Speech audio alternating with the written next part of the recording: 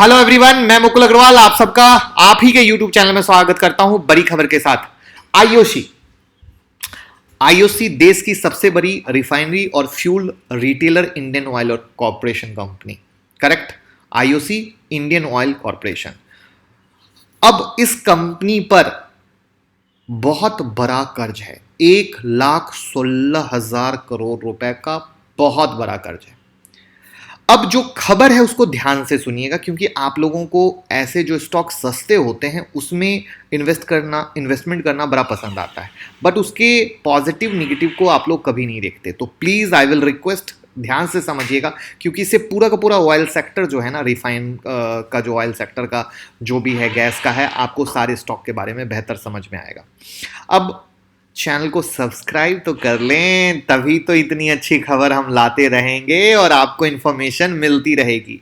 अब देखिए, कंपनी को लॉकडाउन में ढील मिलने के बाद फ्यूल की मांग में आने वाली तेजी और सस्ते क्रूड ऑयल का लाभ मिलने से ये उम्मीद कि कर्ज में कमी आएगी, वो भी बड़ी वाली। बट इंपॉर्टेंट ये है कि लॉकडाउन में ढील किस तरीके से मिल रही है वो आप भी जानते हैं और हम भी जानते हैं जी, और उसके कारण फ्यूल की मांग में, डिमांड में कितनी तेजी आएगी वो आप भी जानते हैं और हम भी जानते हैं। और उससे ये एक सत्य है कि क्रूड के सस्ते प्राइस का बेनिफिट मिलेगा, बट कर्ज में कितनी कमी मिलेगी ये एक ख्याली पुलाव वाली बात है। जहां तक कंपनी के एग्जीक्यूटिव का कहना है कि फाइनेंशियल ईयर 2019-20 में इंडियन ऑयल पर अराउंड 86,400 करोड़ का कर्ज था, जो 2021 में बढ़कर 1,16,000 करोड़ का हो गया। यानी पहले भी कर्ज में थे और अब और कर्ज ले चुके हैं। ध्यान से समझिएगा मैं क्या कहना चाह रहा हूं, क्योंकि इस वीडियो से बहुत सारे शिकार हो जाएंगे। अब ऑयल मिनिस्ट्री का जो आंकड़ा कहता है कि दिसंबर 2019 में ये कर्ज घटकर 75,700 करोड़ पर आ गया था। यानी पहले था 86,400, वो घटकर 75,700 पर आया था, यानी 10,000 करोड़ रुपए घटे थे। लेकिन कोरोना वायरस के कारण तेल की कमजोर मांग और डिविडेंड भुगतान और सरकार की तरफ से फ्यूल सब्सिडी ट्रांसफर करने में देरी के चलते ये बढ़कर 1,16,000 करोड़ पर बढ़ गया। रीजन कुछ भी हो, अगर जो शेयर होल्डर हैं उनकी तो लग गई। मैं जो बात कर रहा हूं वो शेयर होल्डर के हिसाब से बात कर रहा हूं, करेक्ट, हमारे और आपके हिसाब से बात कर रहा हूं। अप्रैल में भी इंडियन ऑयल सहित दूसरी रिफाइनर्स में भी वर्किंग कैपिटल की जरूरत को पूरा करने के लिए भारी कर्ज लिया गया था। अब देखो, दूसरी रिफाइनरी में भी ध्यान से समझना, मैंने बोला था एक तीर से सारे शिकार।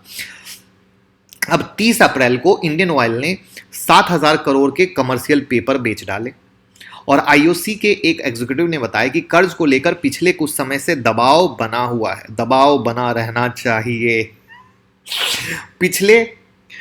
हालांकि हमें पिछले कुछ एक हफ्ते से इसमें कमी आने के संकेत मिले हैं, क्योंकि लॉकडाउन 3 हुआ है तो थोड़ा थोड़ा चालू हुआ है, बट कर्ज होता है, याद रखिएगा।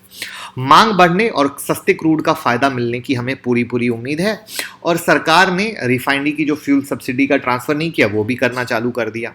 इवन 2019-20 के लिए सरकार को कुकिंग गैस और जो केरोसिन ऑयल की सब्सिडी भी दी जाती थी के तौर पर इंडियन ऑयल को 13,000 करोड़ देना था, उसमें 1,700 करोड़ का भुगतान अप्रैल में किया गया। मेरा सवाल आपसे है, सरकार की जो स्थिति है उस स्थिति में वो इंडियन ऑयल को भरेगी या मैनेजमेंट को संभालेगी, ये आप दिमाग से सोच लीजिएगा। और वो रकम 13,000 करोड़ है और बांटेगी भी तो एक बार में तो देनी नहीं है, कितने टुकड़ों में देनी है, ये सब बहुत ध्यान से समझते जाइएगा।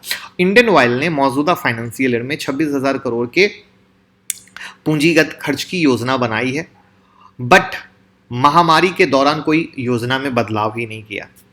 अब इनका यह कहना है कंपनी कभी भी सिर्फ अपने बारे में अच्छा बोलेगी, जिससे पब्लिक के बारे में, शेयर होल्डर के दिमाग में कभी भी निगेटिविटी ना जाए। इसीलिए इस पूरे के पूरे न्यूज़ को मैंने आपके हिसाब से रखा है, आपके एंगल से रखा है, एक एक चीज़ों को तोड़कर मैंने आपके पाले में बॉल पटका है। आप समझना सरकार कहां से पैसे देगी, आप समझना डिमांड कितनी बढ़ रही है, आप समझना कर्ज कम होंगे या बढ़ेंगे। तो ये सारी चीजों के आधार पे जो आप देख रहे हो, आईओसी अंडर प्रेशर चल रहा है। और आईओसी के शेयर में अगर आपकी इन्वेस्टमेंट हो तो आप बेहतर जान रहे होगी कि जो इंडियन ऑयल कॉर्पोरेशन का जो शेयर है, आज उसने गैप डाउन ओपनिंग दी इसी सब चक्कर में। अब न्यूज़ को क्यों ट्रैक करना इंपॉर्टेंट है वो समझ में आ गया। अब लोगों को समझ में नहीं आया कि गैप डाउन ओपनिंग क्यों हुई।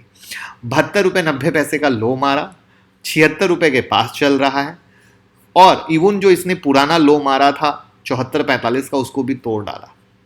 तो आई होप, क्यों मैं इस ऑयल रिफाइनरी के शेयर को कभी छूता भी नहीं हूं, आप लोगों को समझ में आ गया होगा। और इस न्यूज़ की खबर के आधार पे एक मैंगो पीपल की भाषा में समझ में आ गई होगी कर्ज की कहानी क्या है। और भी डिटेल है, उस डिटेल में जाने का मकसद नहीं बनता है। मैं आपको क्या बताना चाह रहा था वो समझिए क्रिस्प। कर्ज कितना है, अब कर्ज चुकेगा कैसे, अब अगर गवर्नमेंट पैसा भी देती है तो बेचारी देगी कहां से। अगर ये डिमांड सप्लाई का गेम भी सोच रहे हैं तो डिमांड सप्लाई का गेम कितना बन पा रहा है ये आप और हम बेहतर जान रहे हैं। तो इन सब नजरिए के हिसाब से सर, आप कमेंट बॉक्स में बताइए, आप आईओसी के शेयर लेना पसंद करेंगे? और लोगों के साथ वीडियो शेयर कीजिए जिससे लोग समझ पाएं सही इन्वेस्टमेंट क्या होता है। Thank you so much. Telegram Twitter से जुड़े रहिएगा, वरना ऐसी खबरें आपको नहीं मिल पाएंगी और आप कभी भी फंस सकते हैं, जबकि टेलीग्राम ट्विटर पे हर एक खबर सबसे पहले। Thank you so much.